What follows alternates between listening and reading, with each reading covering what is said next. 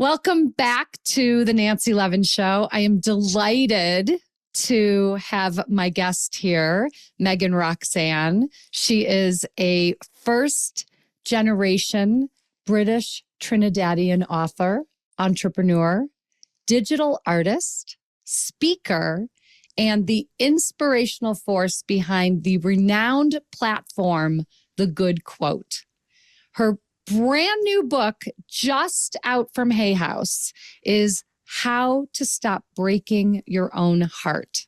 Stop people pleasing, set boundaries, and heal from self-sabotage. After dropping out of university, working a job that was draining her energy and spirit, and battling with anxiety and depression, Meggan launched a Tumblr blog that became an overnight sensation. From this, Meggan's company, The Good Company, was born, a positive platform that creates and publishes original content through social media, videos, articles, and podcasts to encourage motivation, positive thinking, higher vibrational living, and well-being. Meggan has built a community of over 30 million people dedicated to mental health awareness, wellness, and self-development. And Meggan's story is a testament to resilience, innovation, and the impact of sharing one's journey, making her a unique and inspiring figure in this digital age. Meggan, it is my honor to welcome you. Thank you so much for having me. It's my honor to be here. You shine with such a light. And I felt it the moment that we were in the room together at the Hay House Mastermind event in October in New York. And I'm so excited, as we just discovered, our books are like sisters, coming out just a week apart or a couple weeks apart, which is so cool. Yeah, I think for a first-time author, being published is an ultimate dream. And the entire journey has been such a life-changing, eye-opening, self-discovering journey. And I wouldn't want to ever publish a book like this with any other publishing company but Hay House. They have been fantastic, so supportive. I mean, when my agent and I were looking around for different publishers, we went to so many different people, and there was just something that struck with Hay House. And there were some publishing companies where I said to my agent, if I was to have a bad mental health day, I don't know if they would support me. And that's really important. And Hay House have been so supportive throughout this entire journey. So it's been fantastic. Yeah, it's been great. Well, I, of course, love hearing that. And I too cherish the fact that I'm at Hay House. I want you to share with us what got you to the place where you knew it was time to write this book. Your own personal history is really woven throughout the pages. Yes. Yeah. So, everybody is simply just their story. We really are the conclusion of our own story, things that have implemented us throughout our path. And with me, my story is so intense. There's so many different factors that's had an impact on me. And I think the main thing was my mother being diagnosed with stage 4 breast cancer in 2020. And that's when I actually started writing. I don't know what I was writing for, but I remember telling her that I'm writing a book. And I came across a tweet this morning, actually, that I posted 4 years ago in 2020, saying that the first book that I write will look after me for the rest of my life. And that was in I didn't know. I just had this feeling that I was going to write a book. The title of the book came from a carousel that I made. It received like 300,000 likes. And it was a title that my mother approved. And I actually posted it a few months either before or after she passed away. And Hay House loved the title. What got me here was just a level of exhaustion. I got to a point where my mother's gone. A lot of my elders passed away during COVID. I lost some friends. And I realized that life really is just a sum of events and the people that you love. And I don't gain anything by holding all of this trauma in. There are people that can learn from what it is that I've been going through or have been through. And for me to be able to finally walk away from that and bury it, I would actually have to put it down in writing, share the wisdom, and then walk away. And that's literally what I've done. So when I look at this book, I think to myself, gosh, everything that I've been through is practically in here. All the things that contributed to me breaking my own heart, it's all in here. But it doesn't affect me anymore because I'm either dealing with it or I've dealt with it. So it's gotten to the point where it's just a story now. And it's such a beautiful example of how healing can just be so transformational. And yeah, that's literally how I got here. I just got to a level of exhaustion. I lost everything. And I just thought, I don't know how long I've got left. It's time I tell this story. As someone who has also, bared her soul and story in her books, I know that there is a process to go through around self-forgiveness, self-acceptance, in order to be able to share the story, from the place where I'm no longer emotionally attached to it, so I can put it out there to share and help others heal as well. But the internal healing must come first. Precisely. And they don't tell you how difficult that is. They don't tell you how difficult that is at all. I've been doing therapy now for 2 years. And if it wasn't for me doing therapy, I don't think I would have been in the space to write this book, if I'm being honest with you. Because there were so many things that were brought to my attention that I was healing from, that I didn't even know I was healing from. And it's true, you have to forgive yourself. There are some messages, some stories in this book where I read it back and I'm just like, oh my gosh, I can't believe I did that. I cannot believe that I put myself through that. But I don't hold on to things as much as I used to. I'm aware that, with every challenge is growth, with every obstacle is an opportunity to learn more about yourself. It's an opportunity to redefine who you are. So everything that happens, I try my best to try and find a lesson in it.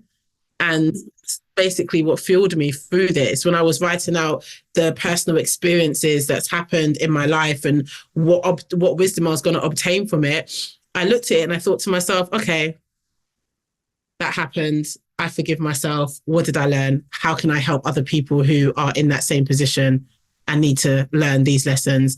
And yeah, the self-forgiveness part is still something that I'm still doing at this point. It's not an overnight situation. It's not an overnight habit. It's something that, it could take weeks, it could take months, it could take years. I think the cringe aspect of some of the things is still lingering, but I'm learning to give myself grace. And through grace, I'm meeting more fruitful, intentional sides of myself. So yeah, I hope that answers your question. So I want to go back to when you started The Good Quote. And, as I said when I was introducing you, a Tumblr blog. I mean, that's a long time ago. Tumblr was one of the most intentional social media platforms there was. There was no metrics. People didn't care about followers. Right. It was just somewhere to express yourself. And hopefully through that expression, you will be able to come aligned with a community that relate to what it is that you're talking about. And that's literally what happened. I was listening to a mixtape by Wiz Khalifa called Cushion Orange Juice. And I named my blog Cushion Wisdom because I was taking the positive lyrics from hip hop songs and turning them into picture quotes, and enabling me to generate a following that not only liked the music that I used to listen to, but also was seeking motivation. And then I started to collaborate with other writers because I kept getting DCMA notices from the labels to take this stuff out. I started to collaborate with writers, and I realized that there's a writer in LA, there's one in New York, there's one in Dubai, there's a girl in Mexico, there's somebody in Canada. We're all the same age. We all have the same expressions, the same feelings. But she's explaining it so much more deeply, but he's getting to the root of it in a male's perspective. I just had all of these great writers. I combined them. I created picture quotes. I created a streamline of motivational content every hour for the day. And this was way before there were schedules. So I would have to 50 minutes and then wake up and post and sleep for 50 minutes. Yeah, it was crazy. Are you kidding? Yeah, it was crazy. But what happened was in the first day of posting, I got 12,000 followers, and that accumulated to 1 million in the space of a year on Tumblr. I still have 1.6 million on Tumblr now, but that inspiration, it sparked my business partner at the time, who was just somebody who was introduced to me, to come with a whole bunch of ideas, and we partnered, and he was like, you need to get onto Instagram. Tumblr is only so far. And we took the concept, we changed the name from Cushion Wisdom to The Good Quote. And in our first month, we received our first 1 million followers, and it just blew up from there. And, we went through a stage where a lot of celebrities were following, and then a lot of celebrities followed, and then we started to get the everyday person, more people, more community, and we have this saying that everybody knows somebody who follows The Good Quote, and it's something we love to test when we go to different countries. But it really is just a beautiful community of people that were seeking the same thing, which is just daily reassurance, daily affirmations, daily hope. Mm-hmm. Yeah. So I'm curious, so you started out with sharing quote graphics, other people's writing. Other people's writing, positive living pop songs, and then I would take the picture of that artist and put the text on top, add like a little shadow, and it blew up. People were posting it on their BlackBerry Messenger icons. People were posting it on Facebook. My generation started to use picture quotes as a way to emotionally express themselves if they didn't want to speak. It was common for a friend to disappear for a couple of days and put a quote up that expressed how they felt, and would know. And it just something that people would share based on how they were feeling. And it really did change the way that we communicated. I don't think that's actually been spoken about enough. We really use quotes. We really use quotes to share our emotions. Yes. Even if you want to send something to your partner, you might send a beautiful quote that's touched you, and you send it to your partner and it touches them for the day. I didn't have any idea that any of this stuff would happen. I just knew that in my depressed state, this was what was waking me up and making me excited for the day. It was also making me feel better from the responses of people following. They were feeling better. I opened up a store. Everything was just aligning. Yeah. So as you were sharing these quotes, were you also writing at that time, or did writing come later for you? I was writing. I think I started to write after we got the DMCA notices, and loads of threats that the blog's going to get shut down. Right. And when I started looking for other writers, I started to write myself. I was raised from a book lover. My mother used to read rather than watch TV. A lot of our entertainment, because she was a single mother, so we only had around 4 to 5 hours of each other's time when I was a child. And a lot of our entertainment would be her reading a book, or her reading me a book, us talking about it, us going to sleep. And so I was raised in an environment where books were the main source of entertainment, and a really great opportunity for you to delve into somebody else's reality for however long it takes for you to get through that book. So writing is something that I've always been doing. I would write poems for families. I would write stories for my mom when she was at work. It's just something that's always been ingrained. My father was a musician, and he was very good with words. All of my siblings, my half siblings, are poets or spoken word artists. It's something within us. So writing is just second nature to me. And I started to write while I was looking for the other writers. And then I had about 6 writers. We had a group called Fameless. And underneath that group, our main contribution every day was just filling up the blog. So I would post quotes, and all the other writers would post quotes. And that's how I built my following slightly. I've never really tried to put myself out there, only in recent. But even posting a quote every other day on A Good Quote got me 143,000 followers. And I realized that, okay, these words help, these words heal. This is something that's now becoming somebody's daily routine.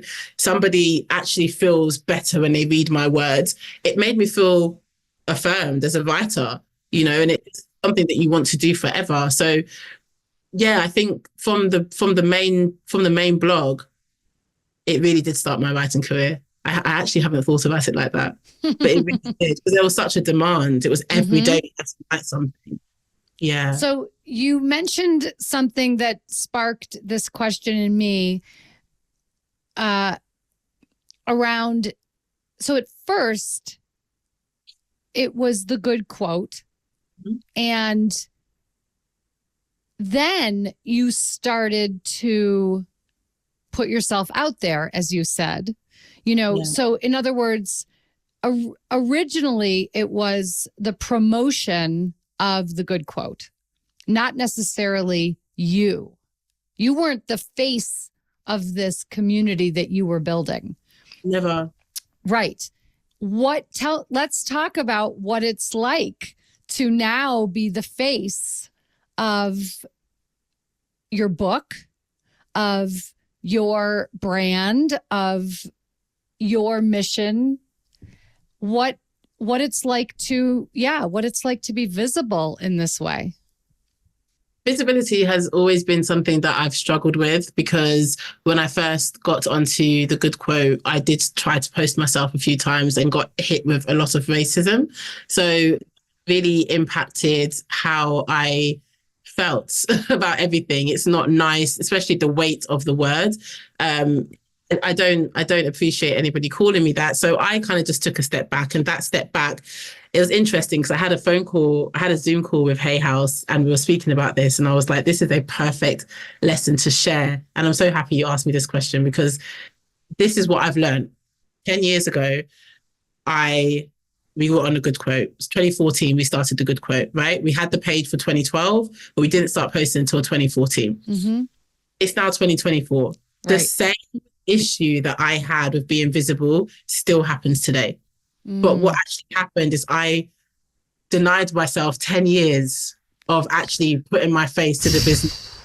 I denied myself the opportunity to grow and have my life completely changed because of racism, because of other people's prejudice. And I've been going live recently to promote my book, and it's been great. I go with my therapist. Sometimes I go by myself, and I've been doing it for about a month now. And I think I've been called the N-word maybe 65 times, to the point even my therapist was like, this is crazy. And it actually only comes from a certain demographic of people. So it's fine. I understand the politics. I get it.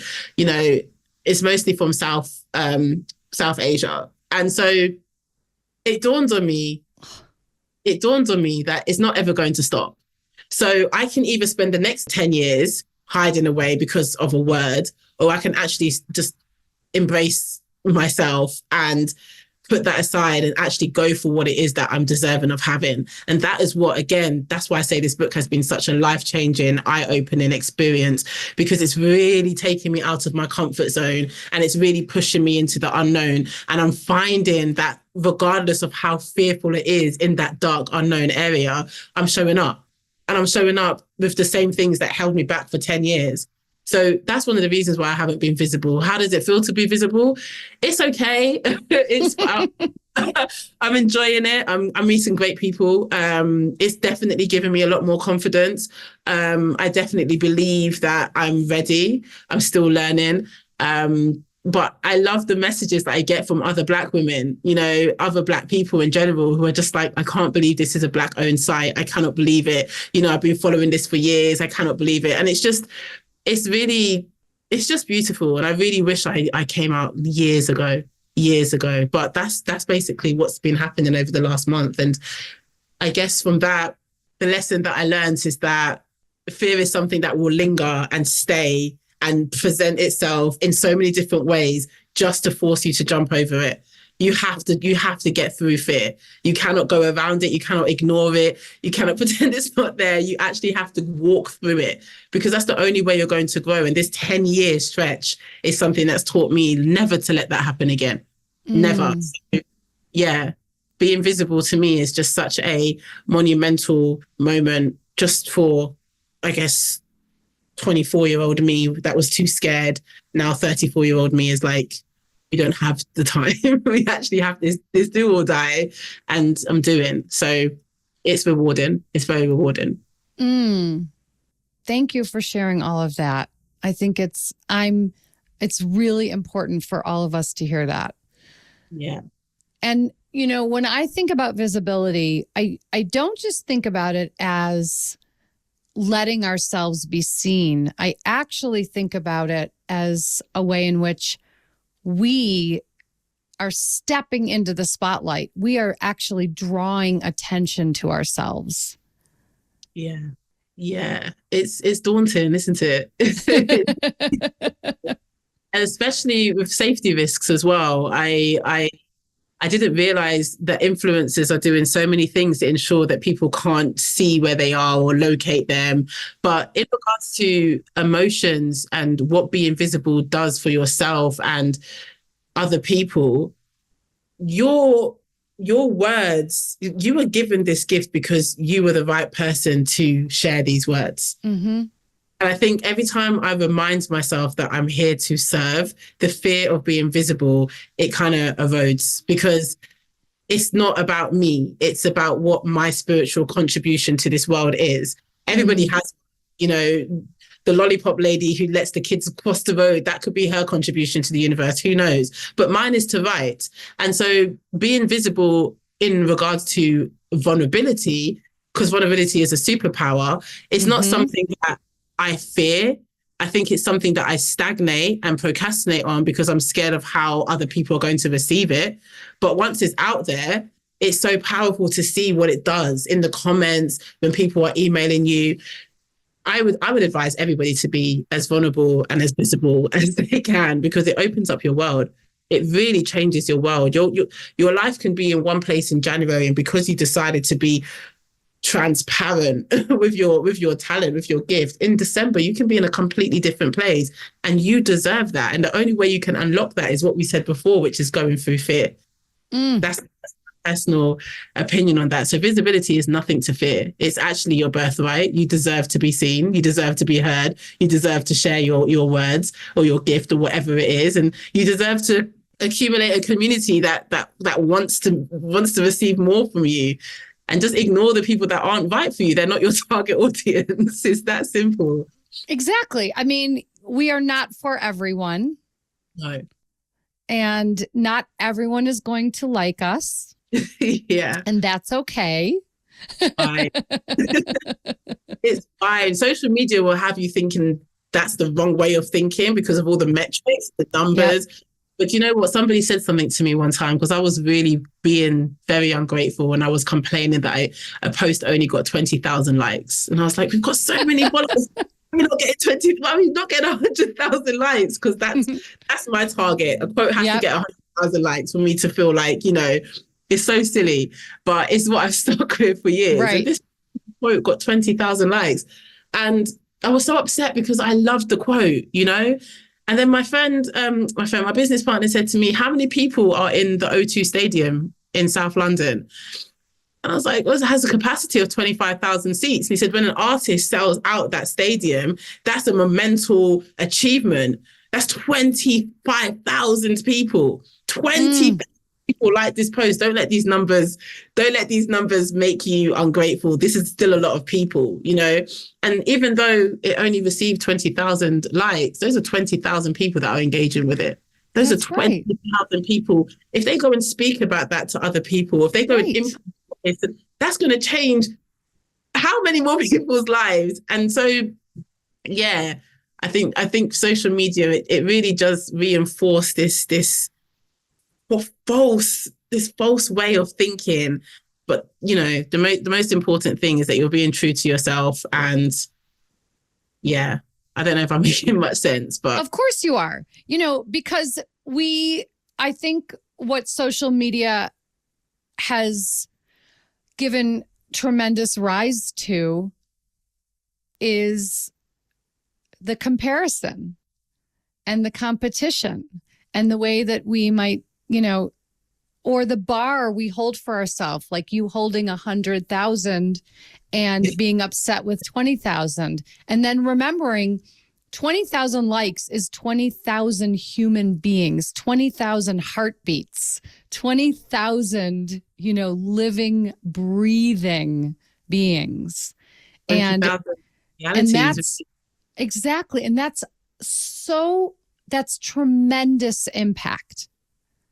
Tremendous impact. And I think we forget our impact, because the truth is similar to what you were saying before, you know, and I know we all say some version of this, you know, if what I'm sharing can help one person. Mm-hmm. And it's one person and then another one person and then another one person who really needs to hear what we have to say and who really needs to be able to find themselves in your story, who needs to be able to read what you've experienced and identify and resonate. So much of what you shared was resonant for me. So much.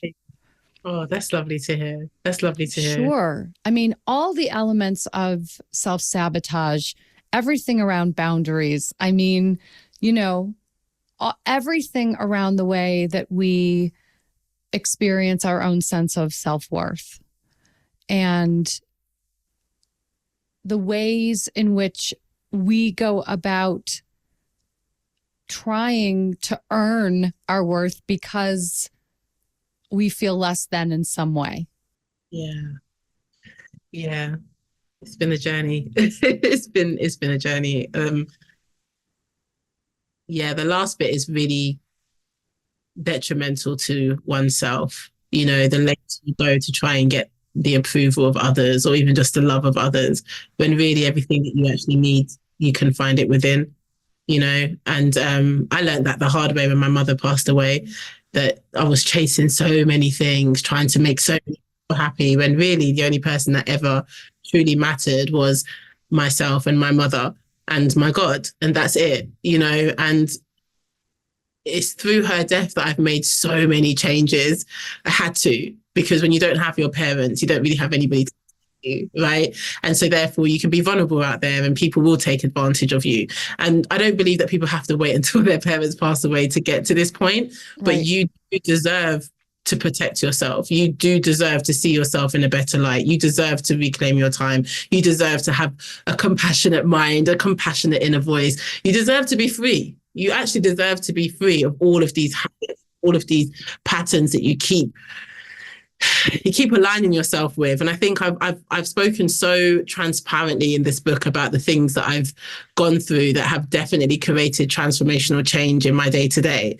But the whole art, or the practice, of unbreaking your own heart, I'm still learning how to piece my heart back together again. And I want people who read my book to know that I don't have all the answers.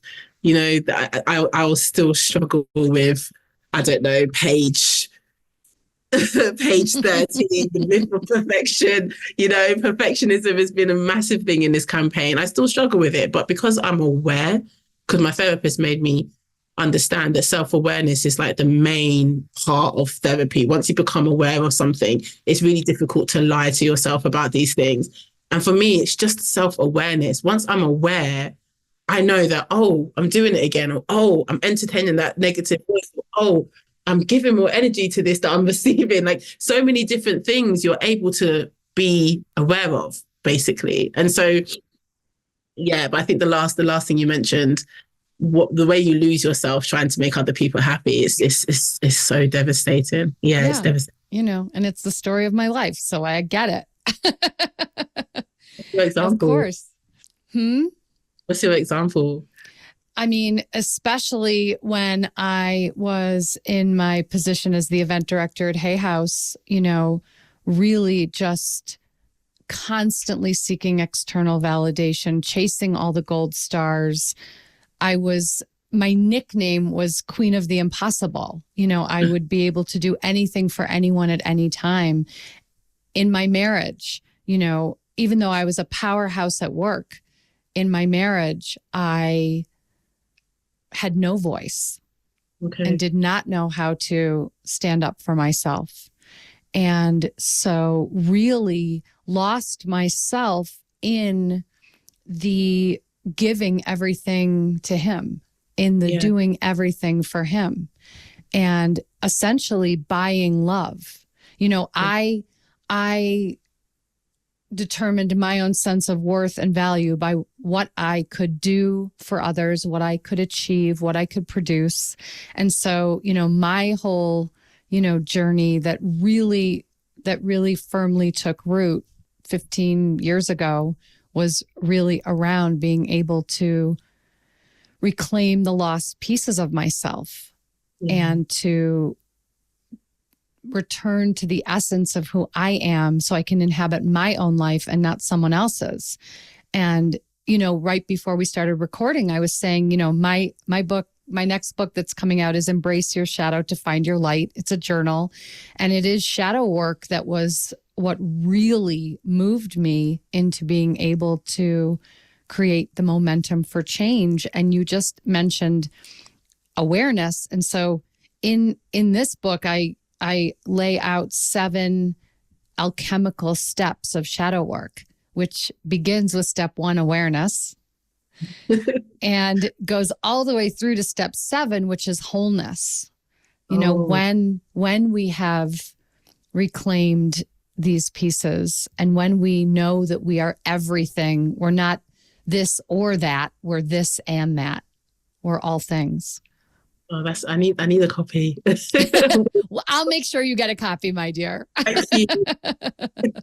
we all need to do some shadow work. We all need to dedicate some time to some shadow work. You'll be very surprised, or people will be very surprised what they find. Yeah, that's very interesting how much you can relate. Even just the placing your love in your actions for others and hoping to get sort of reciprocation. What a horrible place that we were in. What a horrible place. I look back and I'm just cringing, like, oh my gosh, like, why would I do that? And at the end of the day, how many people did you make happy by doing that? Right. I mean, nobody. Yeah. Yeah. No, I mean, yeah, it's not sustainable either. And I guess what I can really say, I feel in my heart right now, because you revealed you said you're 34. Yeah. I didn't even begin to make changes in my life until I was in my 40s. Really? And I am 60 on my next birthday. No way. You do not look 60. Yes, it's true. So I love that you are having this experience so much earlier in your life.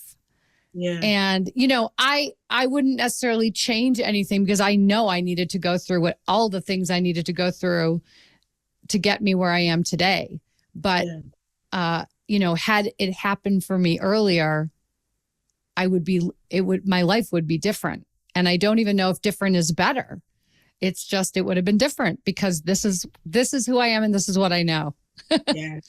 And, in my book, I talk about my mom changing her life at 60. That's when she realized that, I'm not doing this anymore. I'm going to live for myself. So, with that and with what you've just said, is there something that sparks you at 60? There is. I'm telling you, there is. It is magical.